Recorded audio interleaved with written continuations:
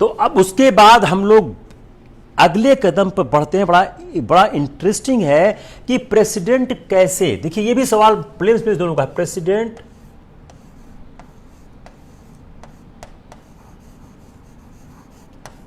कैसे state legislature को control करता है।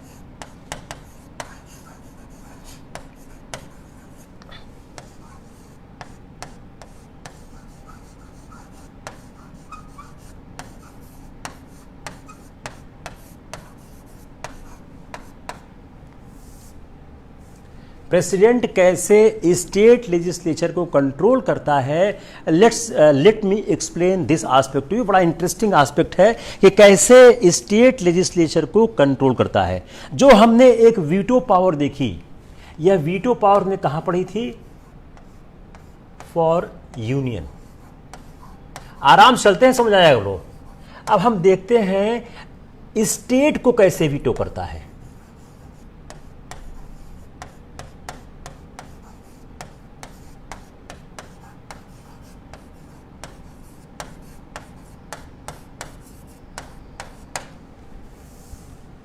Got it? हमने क्या पढ़ा? Veto power of the union. हम क्या देखते हैं? स्टेट को कैसे वीटो करता है। तो जो प्रेसिडेंट के पास एक पावर है स्टेट को वीटो करने की, वो कैसे है? Return for consideration of a bill. Return for consideration of a bill.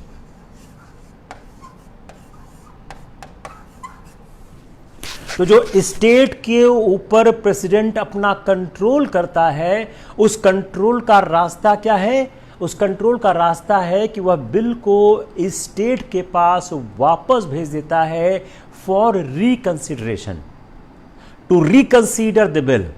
हम इसको समझने की कोशिश करते हैं, बड़ा इंपॉर्टेंट पार्ट है, हमेशा इस सवालों में पूछा जाता है। आप खोलिए आर्टिकल 201, ओपन आर्टिकल 201। देखिए आर्टिकल 111 हो गया जो हमने पहले पढ़ाया। अब हम बढ़ रहे हैं towards article 201। You open article 201। अगर आप आर्टिकल 201 खोलेंगे तो आपको यह जो मैं बताना चाह रहा हूं आप साफ साफ आपको दिख जाएगा कि बिल रिजर्व फॉर कंसिडरेशन। जब एक बिल रिजर्व किया जाता है by governor for the consideration of the president, तो इसका प्रोसेस क्या है? गवर्नर रिजर्व करेगा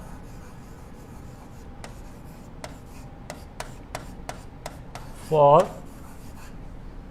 कंसिडरेशन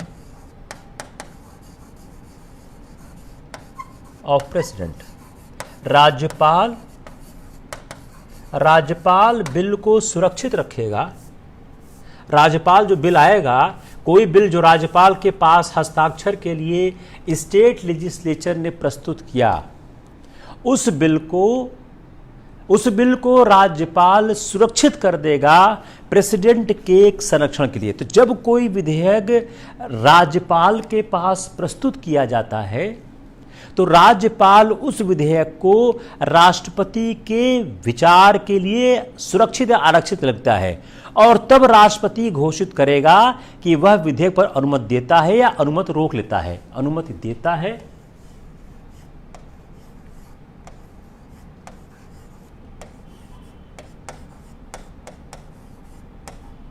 या रोक लेता है। Is clear? कोई डाउट? मैं फिर रिपीट कर रहा हूं, बड़ा सिंपल सा प्रोसीजर है कि एक बिल विधानसभा ने पास किया, वह बिल पास करने के बाद राज्यपाल के पास आया। अब राज्यपाल या तो उस बिल पर हस्ताक्षर करे या उसको वापस भेजे विधानसभा को विचारार्थ। इन दो परिस्थितियों के अलावा एक परिस्थिति और है कि वह उस बिल को राष्ट्रपति के विचारार्थ आरक्षित कर सकता है।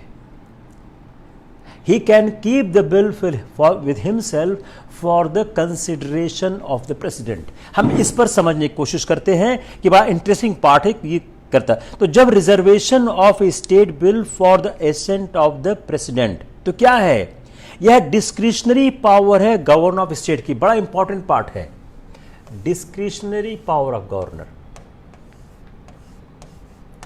अगर आप देखें तो जैसे राष्ट्रपति के सलाह के लिए एक मंत्रिपरिषद होती है फॉर एड एंड एडवाइस, वैसे ही राज्य में राज्यपाल के पास एक काउंसिल ऑफ मिनिस्टर होती है जो एड एंड एडवाइस देता है। राज्यपाल उसी एड और एडवाइस के तहत काम करता है। लेकिन ये जो आर्टिकल 201 है यह डिस्क्रिशनरी पावर है। इसके लिए मंत्रिपरिषद के एड और एडवाइस की आवश्यकता नहीं है। क्लियर? यस और नो? Clear not clear? तो एक सवाल प्रीलिम्स का यही बन गया कि जो आर्टिकल की कौन कौन सी ऐसी परिस्थितियां हैं जिसमें राज्यपाल के लिए मंत्रिपरिषद की सलाह की आवश्यकता नहीं होती है। तो reservation of A state bill for the ascent of the president is a discretionary power of the governor of state. Therefore in the case of any bill presented to the governor for his assent, after it has been passed by both the houses of the legislature of the state. Now listen very carefully this line. Governor may, instead of giving assent or withholding assent, giving assent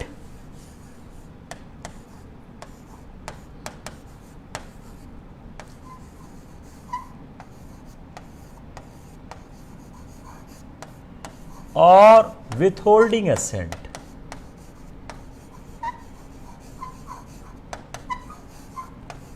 समझ नहीं आया तुरंत रोकिएगा मेरे को। Giving accent और विथहोल्डिंग accent, इसकी जगह पर यह करने के बजाय गिविंग एसेंट और विथहोल्डिंग एसेंट, इसकी जगह पर क्या कर सकता है? Reserve the bill for reserve the bill.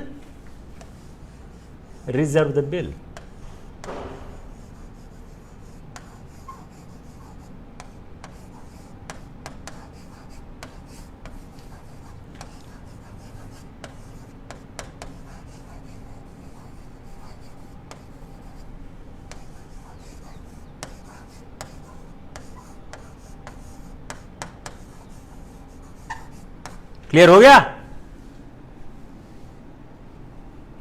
Girish आता हूं, मनी बिल पे आता हूं, just wait, move step wise, मैं आता हूं उस पर भी।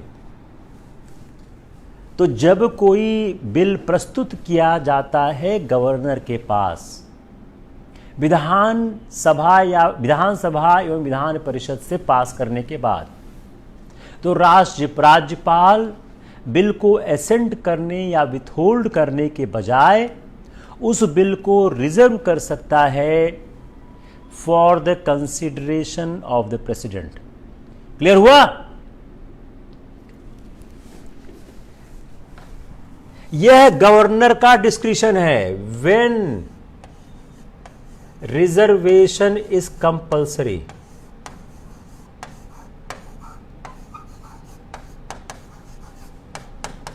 अगला सवाल प्रीलिम्स का,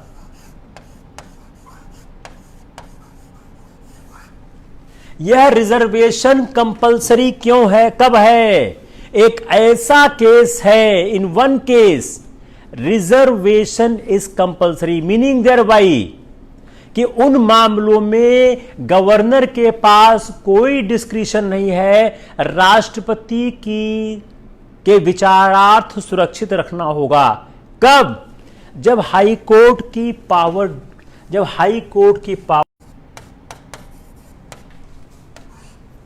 एक परिस्थिति में बिल को प्रेसिडेंट के रिजर्वेशन के लिए कंपलसरी है। When?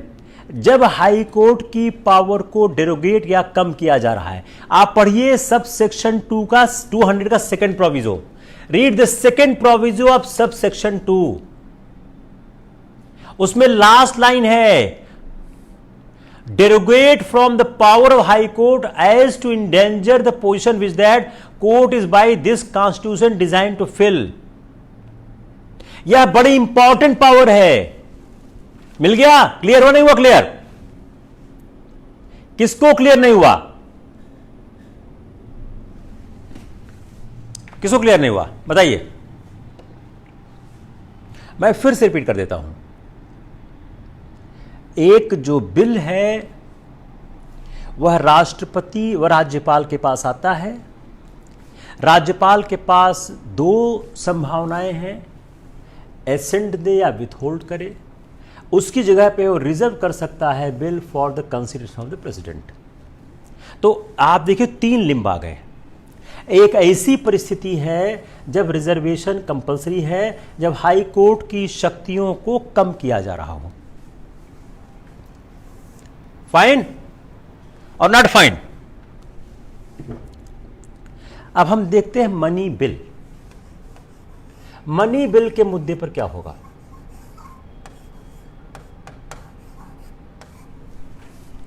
In case of money bill what governor may do? In case of money bill so reserve. अगर मनी बिल को रिजर्व किया गया, the president may either declare his assent or withhold his assent. जब money bill का मुद्दा आएगा तो जो बिल रिजर्व किया जाएगा, president may either declare his assent or withhold his assent. But in a case of a bill other than money bill, अब money bill other than money bill,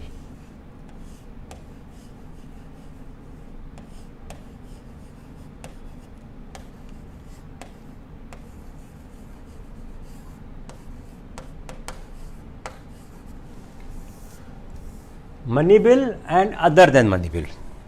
money bill में क्या करेगा? Assent or withhold.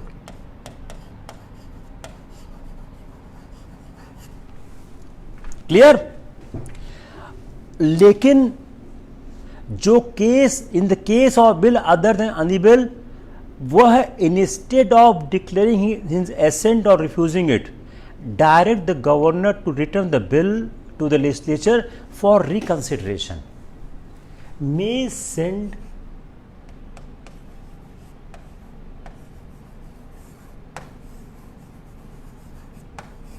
for reconsideration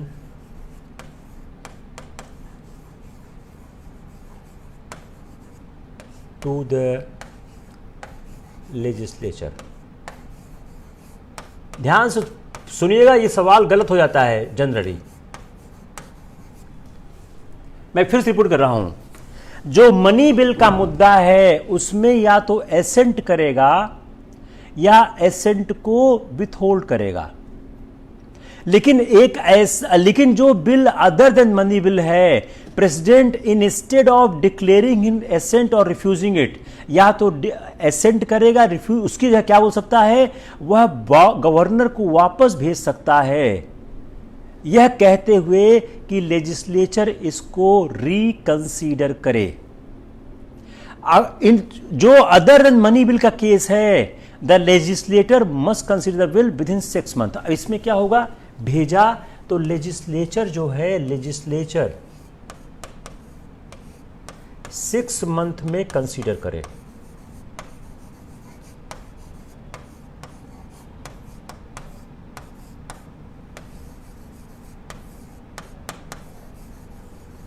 six month के अंदर consider करे। तो जो उसने मनी बिल के अलावा जो अदर बिल है जो उसने वापस भेजा, तो लेजिस्लेचर उसको 6 महीने के अंदर कंसीडर करे और उसको फिर पास करे, और बिल फिर से उसके बाद क्या है, बिल फिर प्रेसिडेंट के पास आएगा।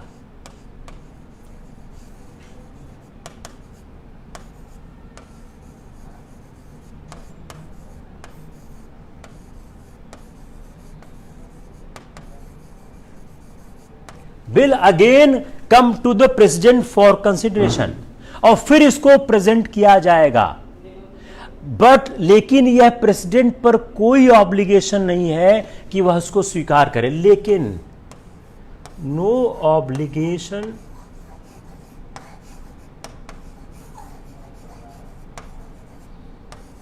On president to accept it. Is clear? किसको क्लियर नहीं हुआ?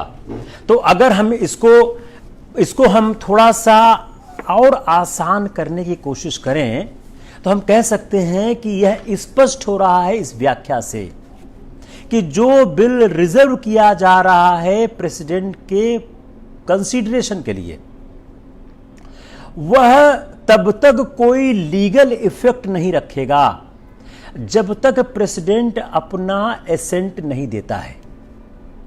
और संविधान कोई ऐसी सीमा अवधि तय नहीं करता है, no time limit is fixed by the constitution, कि प्रेसिडेंट कब अपने एसेंट को दरे, कब तक विथहोल्ड करे।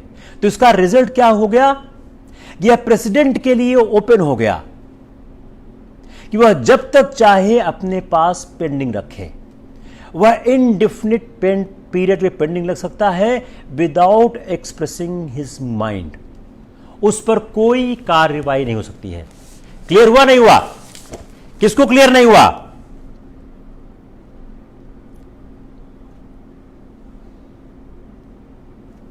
बताओ।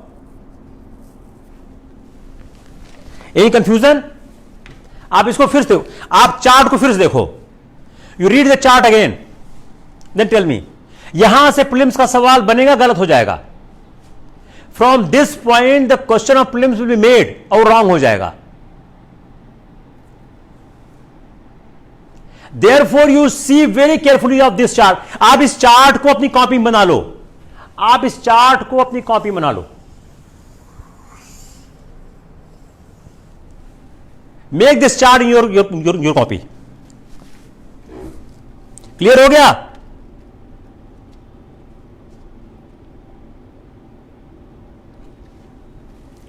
अगर हम और कॉन्स्टिट्यूशन को देखने की कोशिश करें तो जो ऑस्ट्रेलिया का कॉन्स्टिट्यूशन है उसमें किसी स्टेट बिल को गवर्नर जनरल के एसेंट के लिए रखने की कोई गुंजाइश नहीं है।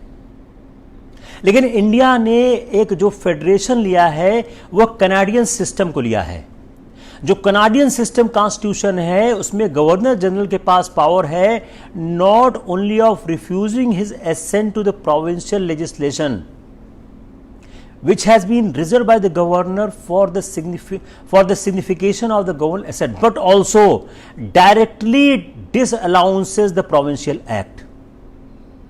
तो जो पावर भारत की है, this power has in fact has been exercised by the Canadian government not only on the ground of encroachment upon the dominion powers but also on ground of policy. तो जो भारत में, लेकिन भारत में there is no provision in the constitution of India for a direct disallowance of state legislature. Very important, no provision. जो constitution of Canada में है इसे यहां पर नो प्रोविजन टू डिसअलाउ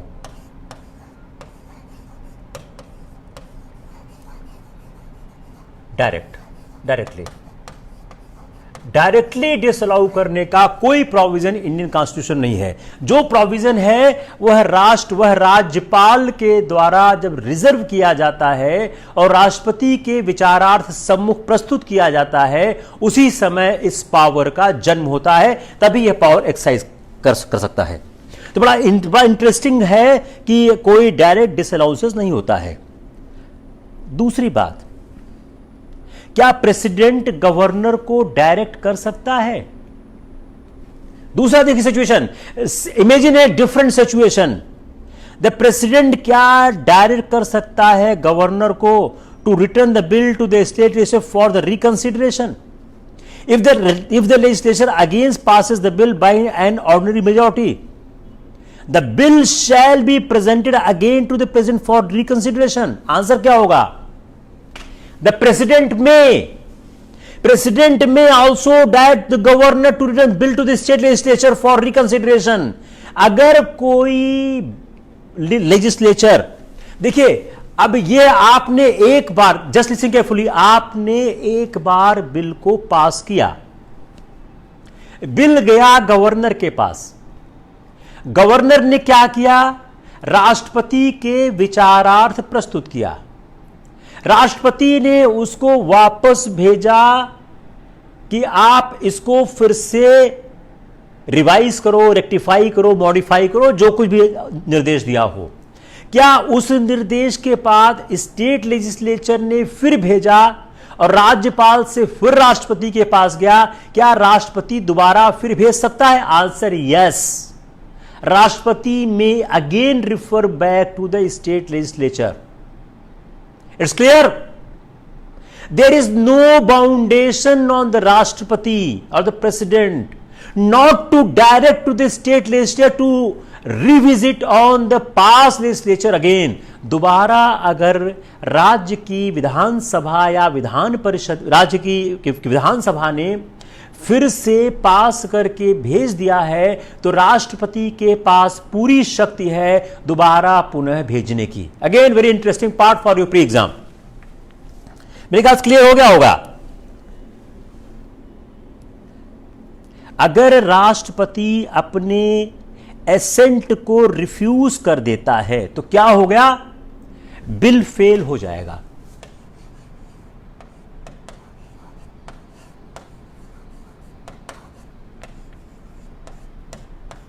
जैसा हमने वीटो में पढ़ा, over riding power of legislature, overriding power of legislature।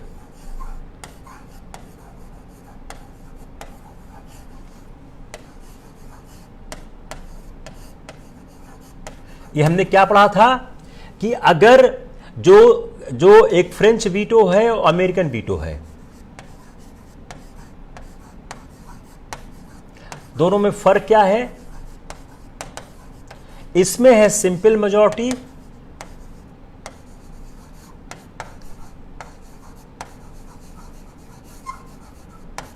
इसमें है स्पेशल मेजॉरिटी। इसका मतलब क्या हुआ कि अगर एग्जीक्यूटिव ने वीटो लगा दिया, yes there is no bar, Aditya, yes राष्ट्रपति can direct, there is no bar, लेकिन जनरली गवर्नर रखता है, राष्ट्रपति के लिए कोई बार नहीं है। French veto, American veto, French veto, American veto, French veto, American veto. Aditya का एक सवाल है, अच्छा सवाल है, कि क्या प्रेसिडेंट गवर्नर को डायरेक्ट कर सकता है to reserve bill for consideration? देखिए, अगर आप एक्ट पढ़िए कोई ऐसा बार दिख नहीं रहा है, लेकिन अगर आप लैंग्वेज पढ़िए तो क्या है, गवर्नर उस बात को स्टार्ट करता, इनिशिएट करता है। तो अगर आप इसको प्रैक्टिकल सेंस में देखें, तो राष्ट्रपति को, अगर कोई राष्ट्रपति क्या करता है, सारा काम करता है मंत्रिपरिषद की सलाह पे। तो मंत्रिपरिषद इनडायरेक्टली इस बात का डायरेक्शन दे सकती है कि आप, लेकिन अगर आप ऑफिशियल लैंग्वेज देखें तो गवर्नर को ताकत दी गई है। लेकिन अगर आप देखें एक पार्टी पॉलिटिक्स में, एक प्रैक्टिकल व्यू में, तो राष्ट्रपति इसका डायरेक्शन दे भी सकता है। लोकसभा राज्यसभा से क्या मतलब? राज मिश्रा, राज्यसभा या लोकसभा के संबंध में यह पावर नहीं है। यार ये आपका सवाल समझ नहीं आ रहा है। गिरीश शुक्ला, क्या संविधान संशोधन विधेयक पर राष्ट्रपति को वीटो करने की शक्ति है? आप आंसर जानते हो तो आप क्यों लिखते हो? अपना ज्ञान मत दिखाने की कोशिश करो। आप अगर आप ये लिख रहे हो तो आपको पता है ये चीज। जब पढ़ाएंगे संविधान संशोधन आई विल एक्सप्लेन दिस। तो एक फ्रेंच वीटो है, एक अमेरिकन वीटो है। सिंपल मेजॉरिटी है, स्पेशल मेजॉरिटी है। एक सिंपल मेजॉरिटी है, एक स्पेशल मेजॉरिटी है। तो हम किस सवाल पे आ गए हैं? सवाल हम इस पे आ गए हैं कि जो हमारा फेडरल कॉन्स्टिट्यूशन है, इस कॉन्स्टिट्यूशन में कोई ऐसा प्रोविजन नहीं है जो यह कह सके कि जो राष्ट्रपति का यह अधिकार है, इस अधिकार को किसी तरह से ओवरराइड किया सकता। तो हम इसको शॉर्ट में क्या कह सकते हैं? There is no means of overriding the president veto in the case of state legislation. अगर इसको आप यूनियन से, स्टेट से कंपेयर करें तो यूनियन में क्या है? अगर राष्ट्रपति किसी विधेयक को वापस भेजता है पुनर्विचार के लिए और संसद उसको पास करके भेज देती है, तो राष्ट्रपति के पास कोई अधिकार नहीं रह जाएगा। तो व्हाट यू कैन से कि जो राष्ट्रपति का वीटो है, it is over ridden by the simple majority like French veto. लेकिन अगर इसको हम स्टेट के संदर्भ में देखें तो स्टेट के संदर्भ में ऐसा कोई प्रोविजन नहीं है जो राष्ट्रपति के इस अधिकार पर कोई किसी तरह का अंकुश लगा सके। तो ये क्या हो गया? यह एक एब्सोल्यूट पावर है। यही आपके प्रीलिम्स में आएगा, एब्सोल्यूट पावर है।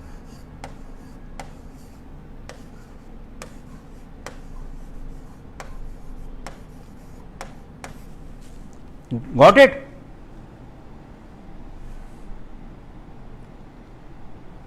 राज मिश्रा, मैंने अभी कहा है कि प्रेसिडेंट दोबारा वापस कर सकता है। मैंने कहां कहा? आप लोग सुनते क्यों नहीं? मैंने साफ साफ कहा है कि प्रेसिडेंट दोबारा, मैंने उस पर 5 मिनट लगाए हैं कि प्रेसिडेंट उसको दोबारा भी वापस कर सकता है। आप फिर से सुनिएगा मेरे लेक्चर को, प्रेसिडेंट दोबारा फिर से वापस कर सकता है। अब ये एब्सोल्यूट पावर है।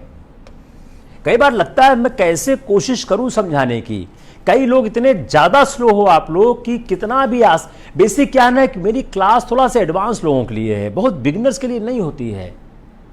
जितने ज्यादा स्लो हो आप, बहुत दिक्कत होती है। जैसे राज मिश्रा का सवाल है, वो एक 5 मिनट के लेक्चर के बाद अगर सवाल जनरेट हो रहा है तो लगता है कि आप नहीं समझ पा रहे हो। राज मिश्रा, इस सेंट्रल गवर्नमेंट और स्टेट गवर्नमेंट का सवाल नहीं कर रहा हूं मैं। सेंट्रल स्टेट में मैं अभी आया हूं, उसके पहले मैं स्टेट गवर्नमेंट की ही बात कर रहा था। अब मैं सेंट्रल गवर्नमेंट स्टेट गवर्नमेंट बात कर रहा हूं। सुनो इसको केयरफुली आप।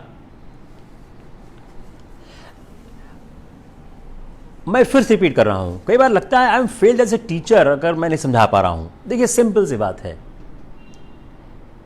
अगर केंद्र का कोई विधेयक राष्ट्रपति के पास जाता है तो राष्ट्रपति उसको पुनर्विचार के लिए संसद को वापस भेज सकता है। उसको राष्ट्रपति संसद के पास भेज सकता है।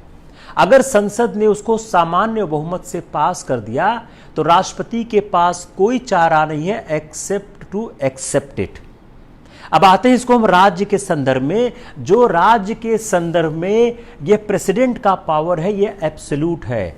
इसको विधानसभा, इसको संसद की ताकत से आप कंट्रोल नहीं कर सकते हो।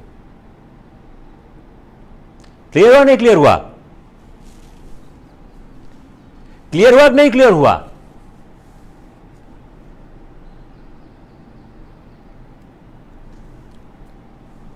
नहीं क्लियर हुआ?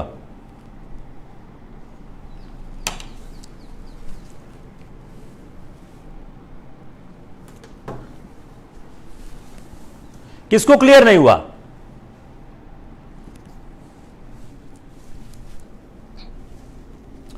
तो जो स्टेट लेजिस्लेचर के विधेयक को, आप इसको एक लाइन में याद करो, आपका काम हो जाएगा प्री का, कि स्टेट लेजिस्लेचर के विधेयक को डिसअलाउ करने का, वापस करने का जो अधिकार है राष्ट्रपति के पास, वह एब्सोल्यूट है। चूंकि ऐसा कोई प्रावधान संविधान में नहीं है जो राष्ट्रपति को बाध्य कर सके कि राष्ट्रपति उस पर हस्ताक्षर करे। आप याद करो, मैं स्टेट लेजिस्लेचर शब्द का इस्तेमाल कर रहा हूं, राज्य के संदर्भ में है। तो union control over the state legislation which shall be absolute and no grounds are limited by the constitution upon which the president shall be entitled to refuse his assent।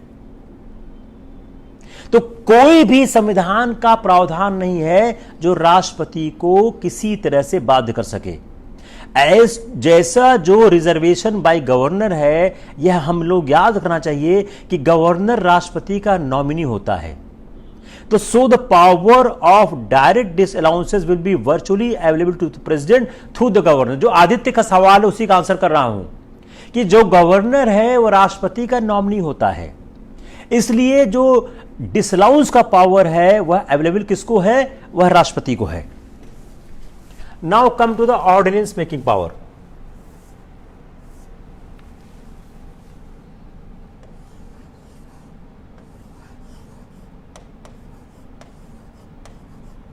मैंने कई बार कहा है यार कि मैं सिर्फ आईएएस के एग्जाम के लिए पढ़ाता हूं, इसलिए मेरे को थोड़ा सा लेक्चर को हाई स्टैंडर्ड ले जाना मजबूरी है।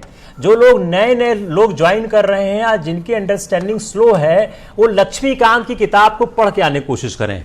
जिसकी भी अंडरस्टैंडिंग स्लो है, जो लोग नए आ रहे हैं, वो लक्ष्मीकांत की किताब पढ़ के आने का प्रयास करें। अगर मैं लेक्चर को स्टैंडर्ड लो कर दूंगा तो आईएएस की पढ़ाई नहीं रह जाएगी। और मैं बार बार कह चुका हूं, मैं सिर्फ आईएएस के लिए पढ़ाता हूं। अगर आपको आईएएस का एग्जाम नहीं देना है तो मेरा क्लास अटेंड करने का कोई पर्पस नहीं है।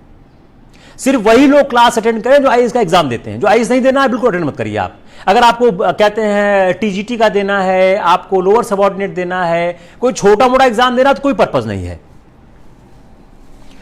ऑर्डिनेंस मेकिंग पावर, ये बड़ा इंपॉर्टेंट पावर है। आप पढ़िए आर्टिकल 123। अब ऑर्डिनेंस मेकिंग पावर क्यों दी गई है, पहले हम ये समझने की कोशिश करते हैं। जो प्रेसिडेंट की ऑर्डिनेंस मेकिंग पावर है, या ऑर्डिनेंस मेकिंग पावर क्यों है, क्या रीजन है और यह क्यों दी गई है, इसको हम समझने की कोशिश करेंगे अपने पूरे लेक्चर को आगे बढ़ाते हुए। तो आर्टिकल 123 है, उसमें क्या है? Power to legislate by ordinance.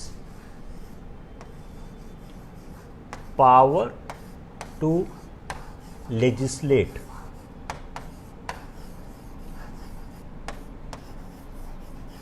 Bye ordinance. तो इसको आप और कह सकते हैं कार्यपालिका द्वारा विधायन। कार्यपालिका द्वारा विधायन। आप और कह सकते हैं सेपरेशन ऑफ पावर का जो कॉन्सेप्ट है,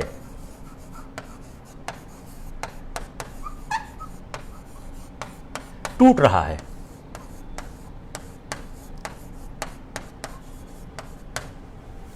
हम इस आर्टिकल 123 को हम थोड़ा एनालाइज करते हैं। यह क्या है? Power to legislate by ordinance. इसका मतलब क्या हो गया? कार्यपालिका द्वारा विधायन। इसका और मतलब क्या हम कह सकते हैं कि जो एक सेपरेशन ऑफ पावर है एग्जीक्यूटिव और लेजिस्लेशन के बीच में, वह टूट रहा है। तो प्रेसिडेंट को यह पावर दी गई है लेजिस्लेट के लिए, एक ऑर्डिनेंस के लिए। वह कब दी गई है? अब यह दी के गई है when it is not possible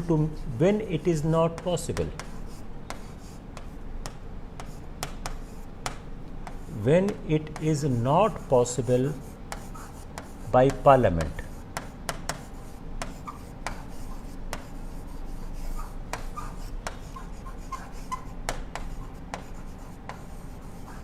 यह अधिकार कब दिया गया है?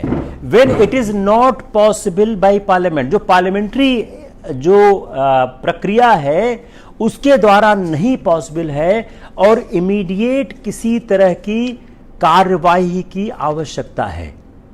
तो जो ऑर्डिनेंस है यह उन परिस्थितियों के लिए बना है जिन परिस्थितियों में पार्लियामेंट के द्वारा यह कर पाना आसान नहीं है। तो अगर हम आर्टिकल 123 को समझने की कोशिश करें तो आर्टिकल 123 क्या कहता है कि जब संसद के दोनों सदनों का अधिवेशन न हो रहा हो, दोनों सदनों का अधिवेशन,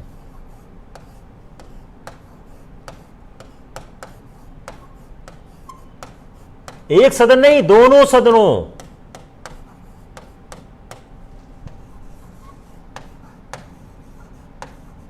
इसको हम एबीसी करते हैं, आपको याद हो जाएगा। ऑर्डिनेंस कब हो सकता है? ए, दोनों सदनों का अधिवेशन न हो रहा हो।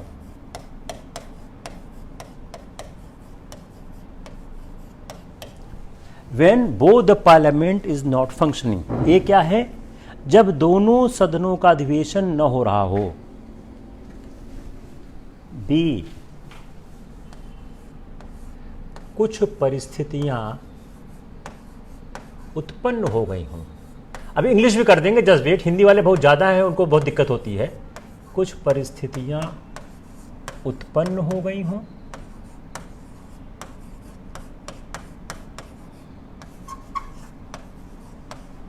और कानून बनाने की आवश्यकता हो।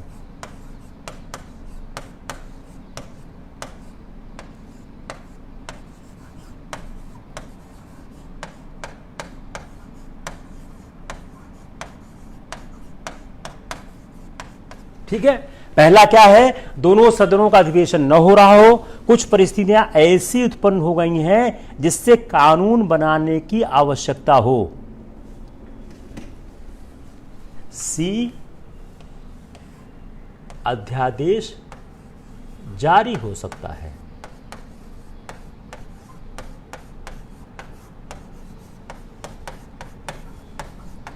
अगर ए और बी आ रहा है तो सी हो सकता है, तब अध्यादेश, अगर ए और बी पूरा हो जा रहा है तो अध्यादेश जारी हो सकता है।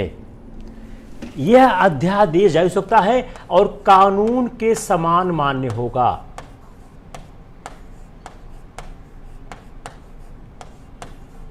यह कानून के समान मान्य होगा। तो जो अध्यादेश जारी होगा वह कानून के समान जारी होगा। लेकिन प्रतिबंध है, यह तो हो गया। अब आते हैं प्रतिबंध। अध्यादेश जारी करने के लिए राष्ट्रपति पर प्रतिबंध क्या है? राष्ट्रपति पर प्रतिबंध क्या है? अध्यादेश जारी करने के लिए राष्ट्रपति पर प्रतिबंध क्या है? यह अधिकार तो दे दिया गया, लेकिन यह अधिकार एब्सोल्यूट नहीं है। इस अधिकार पर कुछ प्रतिबंध है। अब प्रतिबंध क्या क्या है हम इसको समझने की कोशिश करते हैं। मैं एक्ट से निकाल रहा हूं, मेरे को याद गया, ऐसा नहीं कि मैं जानता हूं, वही निकाल रहा हूं। पहला क्या है? ए, संसद का अधिवेशन न हो रहा हो। संसद का अधिवेशन न हो रहा हो।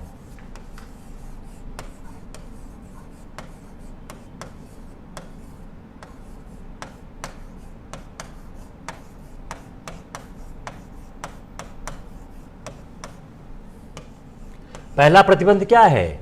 अब सवाल स्पेसिफिकली आएगा आपके मेंस में कि प्रीलिम्स या मेंस में कि अध्यादेश जारी करने पर राष्ट्रपति के ऊपर प्रतिबंध क्या क्या है। पहला क्या है?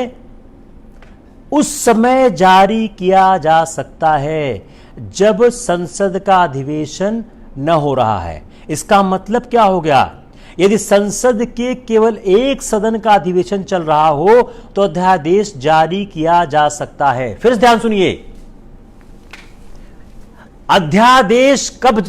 जब संसद, अगर आप आर्टिकल पढ़ने की कोशिश करें आपको साफ साफ दिख जाएगा कि जब प्रथम कोई भी अध्यादेश केवल उसी समय जारी किया सकता है जब संसद का अधिवेशन न हो रहा हो। इसका सबसे उल्लेखनीय तथ्य क्या है?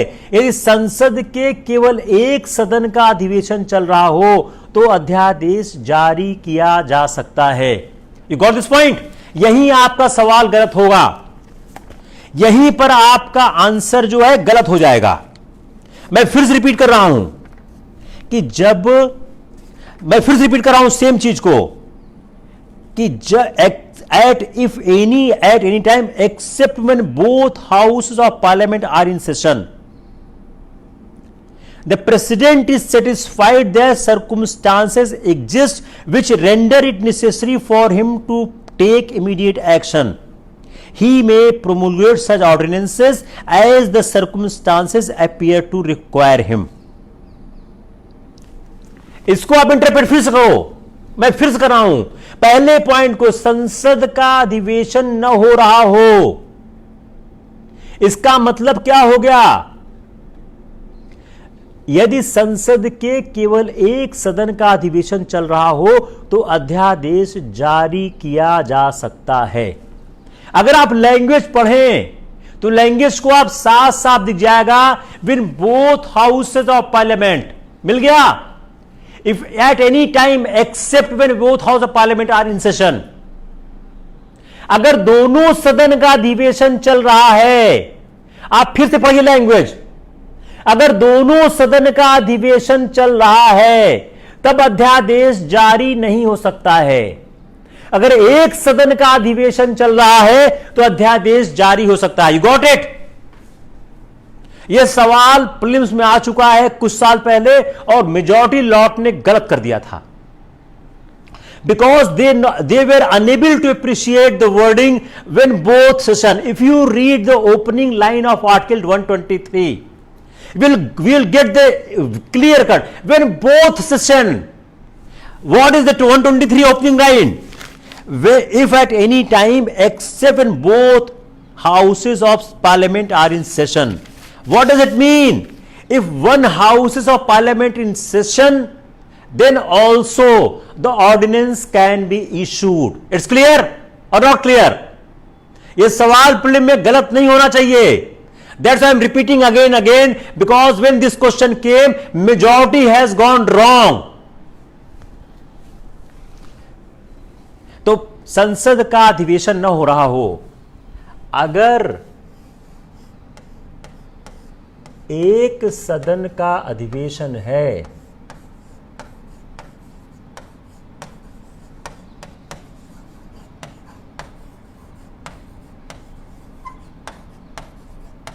तब जारी हो सकता है।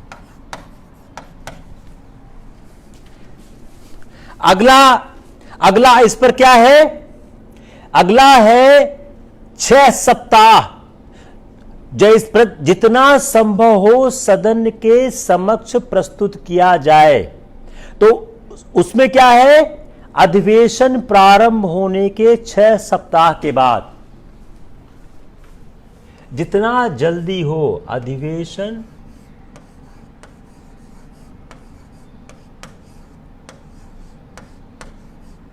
प्रारंभ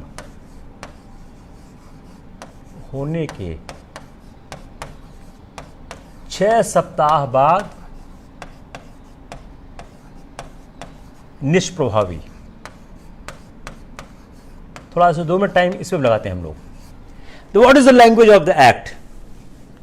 लैंग्वेज सेइंग दैट कि जो ऑर्डिनेंस प्रोमुलेट किया गया shall be laid before both house of parliament and shall cease to operate at the expiration of 6 weeks from the reassembly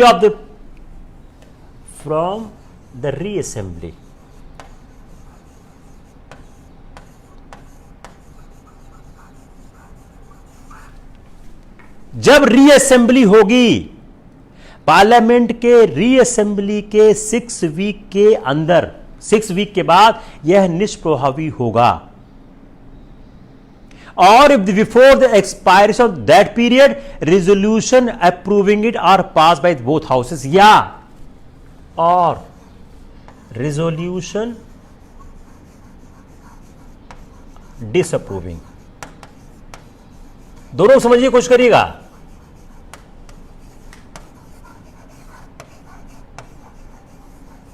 या तो अधिवेशन प्रारंभ होने के 6 सप्ताह बाद, जब से रीअसेंबली होती है उसके 6 सप्ताह बाद निष्प्रभावी होगा, या जब बोथ हाउसेज, जो बोथ हाउसेज हैं, बाय बोथ हाउसेज, जो बोथ हाउसेज हैं, इन बोथ हाउसेज के द्वारा अगर डिसअप्रूव कर दिया जाए, D may be withdrawn by president, राष्ट्रपति के द्वारा इसको विड्रॉ कर लिया है। क्लियर हो गया? कोई दिक्कत? तो 6 सप्ताह के बीच है, और अगर इसी बीच एक संसद एक प्रस्ताव संसद इसी बीच संसद अगर प्रस्ताव द्वारा उस पर अपनी स्वीकृति न दे तब हो जाएगा, और राष्ट्रपति केवल उन्हीं विषयों पर अध्यादेश जारी कर सकता है जिन विषयों पर संविधान के अनुसार कानून बनाने का अधिकार है। ई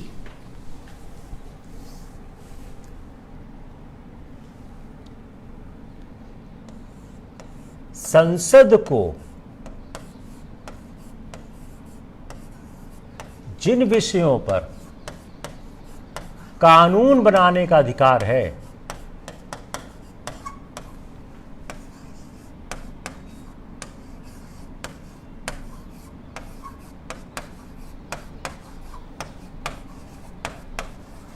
उन्हीं पर अध्यादेश जारी हो सकता है। जिन विषयों पर संसद को कानून बनाने का अधिकार है, उन्हीं विषयों पर अध्यादेश जारी हो सकता है। एक आप आर्टिकल 85 से चीज और निकालने की कोशिश करिए। आर्टिकल 85 आप खोलिए, वो क्या बोलता है? संसद के 2 अधिवेशनों के बीच 6 माह से अधिक का समय नहीं होना चाहिए। इसका मतलब क्या हुआ? Just interpret this provision. Article 85 मैंने आपको पढ़ाया हुआ है, उसमें कहा हुआ है कि संसद के दोनों सदनों के बीच 6 माह से अधिक का समय नहीं। इसका मतलब क्या हो गया? तो संसद का अधिवेशन 6 माह के अंदर होना आवश्यक है, और अधिवेशन प्रारंभ होने के 6 सप्ताह तक अध्यादेश प्रभावी रहता है। इसका मतलब क्या हो गया? कोई अध्यादेश अधिक से अधिक 3.5 महीने तक लागू हो सकता है।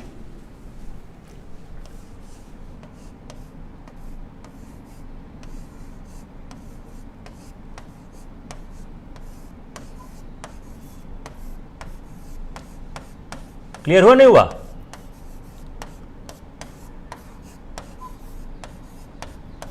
इसको मैंने आपके लिए आर्टिकल 85 से इंटरप्रेट किया है।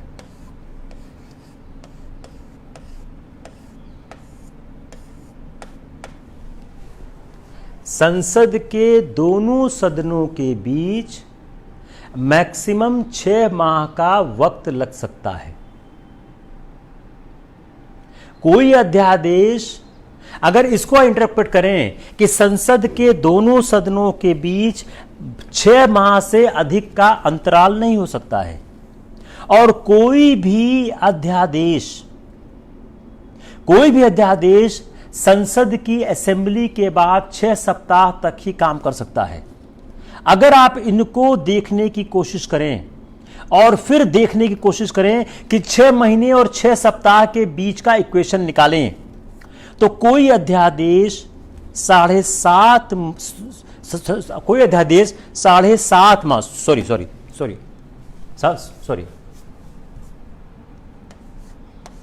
7.5 महीने तक लागू हो सकता है। 6 महीना प्लस 6 वीक, गलत टाइप हो गया। Got it? मतलब क्या हो गया? अगर आपने सदन के समाप्त होने के दिन भी अध्यादेश जारी किया तो 6 महीने का वो गैप होगा, और रीअसेंबली के बाद 6 वीक, तो 6 महीना प्लस 6 वीक कितना हो गया? 7.5 महीना। क्लियर नहीं हुआ? Yes Anjali Singh, yes you are right. Yes, clear हो गया? चलो, सॉरी, देखो मुझसे मिस्टेक को आपने ध्यान नहीं दिया। अब जो ये भारत के राष्ट्रपति के अध्यादेश जारी करने की शक्ति है बहुत महत्वपूर्ण है, क्योंकि यह जो शक्ति है इस रूप में संसार के किसी और जो डेमोक्रेटिक कंट्री है उसके प्रधान को प्राप्त नहीं है। अमेरिका या फ्रांस के राष्ट्रपति को देखें तो उनकी जो ऑर्डिनेंस मेकिंग पावर है वह संसद द्वारा दी जाती है। इसका मतलब क्या हो गया कि जिन विषयों पर अध्यादेश जारी करने की शक्ति को संसद ने राष्ट्रपति को प्रदान किया है, उसके अतिरिक्त किसी अन्य विषय पर राष्ट्रपति अध्यादेश जारी नहीं कर सकता। अब फर्क देखिए, यह क्या हो गई, यह शक्ति संसद के कोलैटरल हो गई है। ठीक है, अमेरिका और फ्रांस में क्या है, संसद शक्ति प्रदान करता है। इसका मतलब क्या हो गया कि जिन विषयों पर ऑर्डिनेंस जारी करने की शक्ति को संसद ने राष्ट्रपति को प्रदान की है, उसके अलावा किसी और पर राष्ट्रपति ऑर्डिनेंस नहीं इशू कर सकता है। तो संविधान का एक ऐसा उपबंध है जो भारत के राष्ट्रपति को एक अतिरिक्त शक्ति देता है। तो आर्टिकल 123 को अगर हम समझने की कोशिश करें तो क्या बोलता है, केवल असाधारण और अत्यंत आवश्यक, only on the emergency situation, इसको जारी करना चाहिए और राष्ट्रपति के सेटिस्फैक्शन पर किया जाना चाहिए। किसी अध्यादेश को जारी करने का कारण बताने की आवश्यकता राष्ट्रपति के पास नहीं है। और इसी तरह की शक्ति राज्यपाल को भी दी गई है। अब हम समझने की कोशिश करते हैं कि यह शक्ति क्यों दी गई। अब हम आते हैं मेंस की तरफ। जो मेंस का सवाल आएगा कि why the power has been given to the president to issue the ordinance, ऐसा सवाल आता है ना मेंस का। मेंस वाले आपसे 123 तो आपसे लिखाएंगे, लेकिन ये भी आपसे लिखा लेंगे कि जो राष्ट्रपति को यह पावर दिया गया है ऑर्डिनेंस मेकिंग का, यह पावर क्यों दिया गया है। If we see the word constitution, in no country except India the executive is vested with legislative power. Point number 1, इफ वी सी द वर्ड कॉन्स्टिट्यूशन, no country except India has the executive where the executive has the power of the legislative power. The Indian Constitution expressly conferred the power to the president. Why? To meet with a serious situation. Why? अब answer दिया है, why? To meet, यही आप लिखिएगा, to meet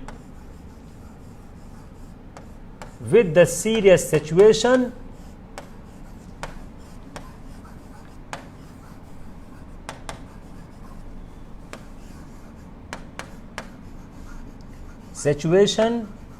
when parliament is not functioning.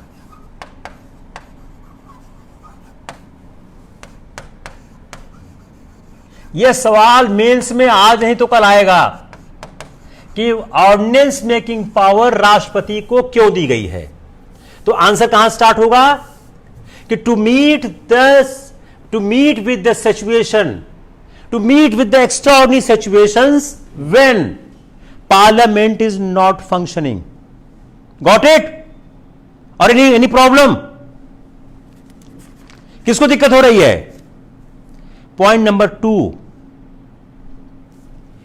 Executive में must have the power to executive must have the power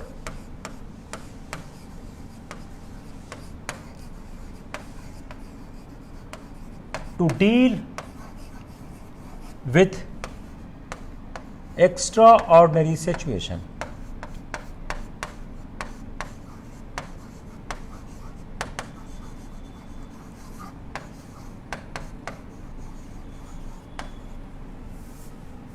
clear हो गया? 2 point आप पास आ गए? चलिए 2 पॉइंट आप और देते हैं, चूंकि सवाल आएगा आज नहीं तो कल आएगा ही आएगा। तो पहला क्या हो गया? To meet with the situation when parliament is not functioning. दूसरा, executive must have the power to take immediate action by issuing ordinance. अगर हम इसको देखने की कोशिश करें, अगर हम इसको देखने की कोशिश करें तो इसके कारण एक एक्स्ट्रा ऑर्डिनरी सिचुएशन को इस्तेमाल, अब देखिए मिसयूज,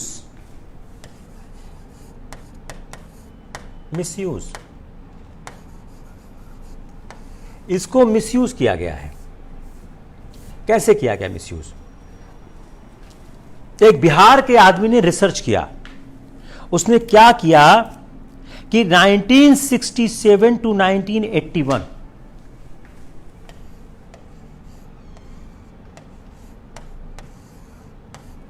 256 ऑर्डिनेंस इशू हुए बिहार में।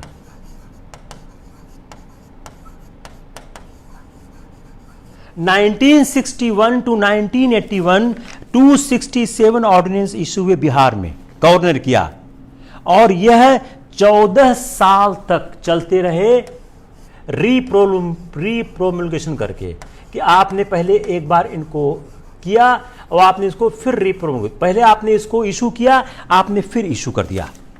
तो 14 साल तक ये 256 ऑर्डिनेंस चलते रहे।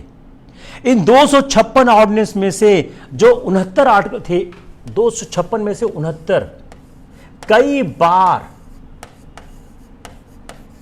रीप्रोमulgate हुए, कई बार इनको फिर से कई बार ये रीप्रोमulgate हुए। जो 256 में से 69 ऐसे अध्यादेश थे जो कई बार रीप्रोमulgate किए गए, कई बार उनको लाया गया, और with the prior permission of president of India. अब कैसे किए गए? With prior permission of the president.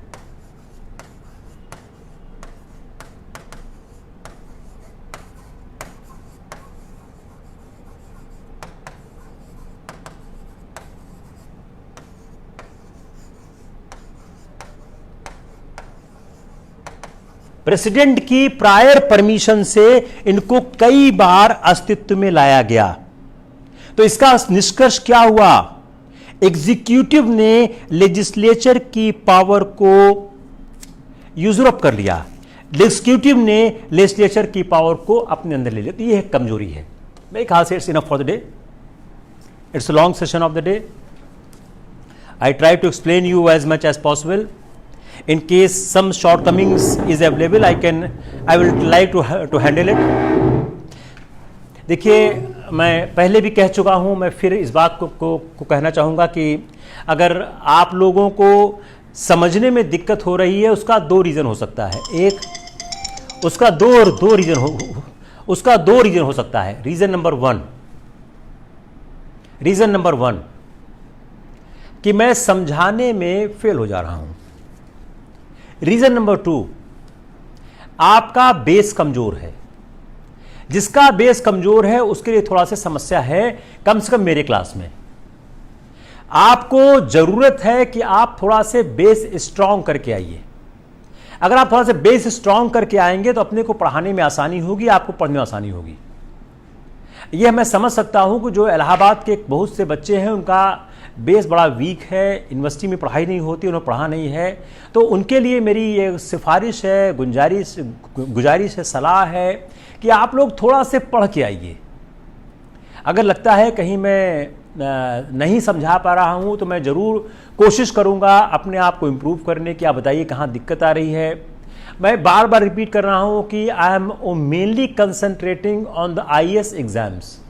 तो मैं जो मेरे पास छात्र आता है मैं हमेशा बताता हूँ, यार मैं IAS के लिए पढ़ाता हूँ। अगर आपको IAS के अलावा कोई और एग्ज़ाम देना है तो शायद मेरे लिए बहुत आसान नहीं होगा। जैसे बहुत लोग कहते हैं दरोगा का एग्ज़ाम देते हैं, TGT का एग्ज़ाम देते हैं, लोअर सबऑर्डिनेट का एग्ज़ाम देते हैं, तो शायद उस एग्ज़ाम के लिए यह लेक्चर नहीं है, उस एग्ज़ाम के लिए लेक्चर नहीं है, क्योंकि ये लेक्चर बड़ा कहते हैं बहुत एनालिटिकल है, बहुत ज़्यादा वह चीज़ें पढ़ाई जाती हैं जो कहीं मिलती नहीं है। तो शायद बहुत बेहतर नहीं होगा आपको एक क्लास अटेंड करना अगर आप क्लास 3 और क्लास 3 की नौकरी दे रहे हैं। IAS PCS का स्तर ऑलमोस्ट एक हो रहा है, खासकर UP PCS बहुत तेज़ी से IAS के स्तर की तरफ आ रहा है। तो अगर आपने इस ढंग से आप तैयारी करने की कोशिश करते हैं तो मेरे ख्याल से PCS का एग्ज़ाम आसान हो जाएगा। मैं बार बार कहता हूं कि अगर आपने IAS की तैयारी ठीक से की तो पीसीएस का एग्जाम एक केक वॉक है, उसमें कोई दिक्कत नहीं, आराम से पास करेंगे। मेरा यह अनुभव रहा है कि जिन जिन लोगों ने आईएएस की अच्छी से तैयारी की है वो पीसीएस में अच्छी पोजीशन प्राप्त कर गए हैं और उन्होंने सफलता प्राप्त की है। आपको भी प्राप्त हो जाएगा, कोई बड़ा इशू नहीं है।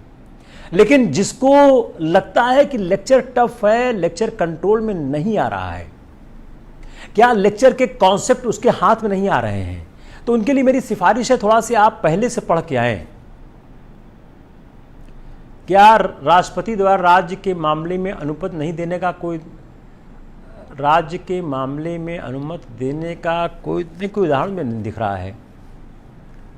कैसी अनुमति? आस्तिक सवाल को और क्लियर करो तो समझ में आएगा। अगर आपका सवाल ये है कि कोई ऐसा विधायन है जो राज्यपाल ने राष्ट्रपति की संस्तुति के लिए सुरक्षित किया है और राष्ट्रपति ने अनुमति नहीं दिया है, ऐसे एग्जाम्पल्स हैं, अगर आपका ये तात्पर्य है तो।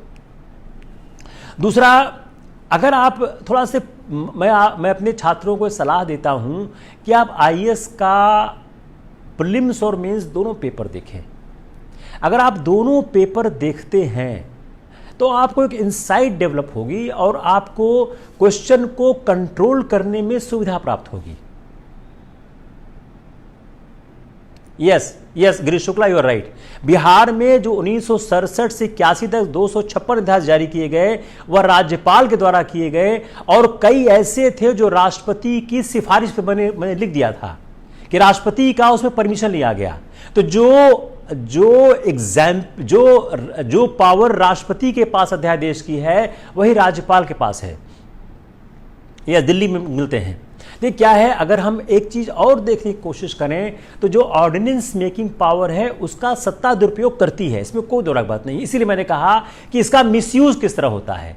तो एक सवाल ये इंटरव्यू के लिए बहुत पूछा जाता है कि जो ऑर्डिनेंस बनाया जाता है, खासकर ये पॉलिटिकल साइंस के लॉ के बच्चों से बहुत पूछा गया है कि ऑर्डिनेंस मेकिंग पावर का क्या मिसयूज होता है, क्या कि मिसयूज किस तरह से होता है। तो एक एग्जाम्पल आपके पास है कि ऐसा किया गया। ऐसे और एग्जाम्पल्स, मैंने आपको एक इलस्ट्रेशन दिया टू अंडरस्टैंड इट। कोई और सवाल किसी का? अगर पीसीएस देना, देखिए आईएएस और पीसीएस ऑलमोस्ट बड़े भाई छोटे भाई टाइप के हैं, राम लक्ष्मण टाइप के हैं। पीसीएस और आईएएस की तैयारी में फर्क नहीं है। पीसीएस का एग्जाम आईएएस से आसान होता है। अगर आप आईएएस के लेवल पे, अगर आप देखें जितने लोग पीसीएस हो रहे हैं उसमें मेजॉरिटी लोग कौन से होते हैं? जो आईएएस की तैयारी करते हैं। आईएएस की तैयारी किए हुए आदमी को बीट करना बहुत मुश्किल होता है। अगर कोई आदमी सिर्फ पीसीएस के लिए पढ़ रहा है, उससे आईएएस की तैयारी किया हुआ लड़का अगर टकराएगा तो आप उससे नहीं बीट कर पाओगे। पीसीएस में होता क्या है कि एक लेवल के उम्मीदवार, जैसे इंजीनियर्स नहीं आते हैं, आईआईटी वाले नहीं आते हैं, एमबीबीएस नहीं आते हैं, इसलिए पीसीएस का एग्जाम आसान हो जाता है in comparison to the IAS. PCS ये आसान क्यों है कि पीसीएस ये में सिर्फ लॉ के स्टूडेंट हैं, तो एक बहुत बड़ी तादाद नहीं आती है। यस अंजलि सिंह, ये मैंने कहा कि प्रेसिडेंट बताने के लिए बाध्य नहीं है कि उसने ऑर्डिनेंस क्यों प्रोमulgate किया। नहीं हो सकता, गिरीश शुक्ला नहीं हो सकता। न्यायालय की अध्यादेश की न्यायिक समीक्षा नहीं हो सकती है। मैंने कहा कि इस बात का सवाल नहीं किया जा सकता है कि क्यों राष्ट्रपति ने ऑर्डिनेंस इशू किया है। ऑर्डिनेंस में जो राष्ट्रपति का सेटिस्फैक्शन है उस पर सवाल नहीं हो सकता है। I think it's enough for the day. मेरे ख्याल से कोई और सवाल अगर नहीं हो तो हम इसको क्लोज करते हैं। कल परसों आपका जो सवाल है वो कहते हैं, आपका जो क्लास है वो क्लास है ज्योग्राफी का, तो आप लोग ज्योग्राफी का क्लास कर लें। एक दिन में 2 क्लास थोड़ा दिक्कत होती है। जैसे ही आप लोगों का जैसे आपका कहते हैं पीसीएस का कोर्स पूरा हो जाएगा, then we will again restructure your classes. Yes Krishna Chaturvedi, आप कहना ठीक है। अगर आईएएस की तैयारी हो गई है, पीसीएस बड़ा आसान एग्जाम है, आपको हो जाएगा। I don't think there is any problem. Take care, will see you soon.